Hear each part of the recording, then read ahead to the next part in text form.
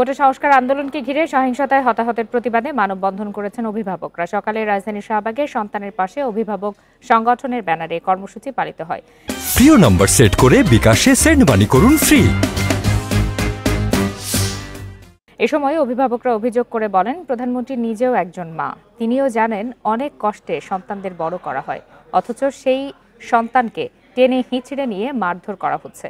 তারা বলেন, শিক্ষার্থীদের একটি অংশকে দুর্বৃত্ত বানিয়ে তোলা হচ্ছে। স্বায়ত্তশাসিত শিক্ষা প্রতিষ্ঠানে সরকার হস্তক্ষেপ গ্রহণযোগ্য নয়। পরে মানববন্ধনে কয়েকজন অভিভাবক আন্দোলনের সময় সন্তানদের হতাহতের ঘটনার বর্ণনা দেন। তাদের বয়সগুলো কি আপনারা খেয়াল করেছেন?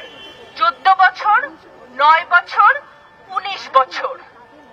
হ্যাঁ, এই বয়সের বাচ্চা, তাদের উপরে এরকম নির্যাতন মারা হয়েছে। বাম ভাই আমার চোট লাগছে, জীবন আর হাঁটতে পারবে না। আমার কেমন অবস্থা হয়েছে, আমি রিক্সা চালাইতাম, আমি চালাইতে না বাবা, আমি বহুত কষ্টে আছি। মনে হয় আমার ছেলেটা আমি একটু আশা করছিলাম, ছেলেটা আমার এমন কষ্ট বুঝেছে, আমার আর কোনো আশা নেই, আমার এই ভিক্ষা ছাড়া কোনো উপায় নেই।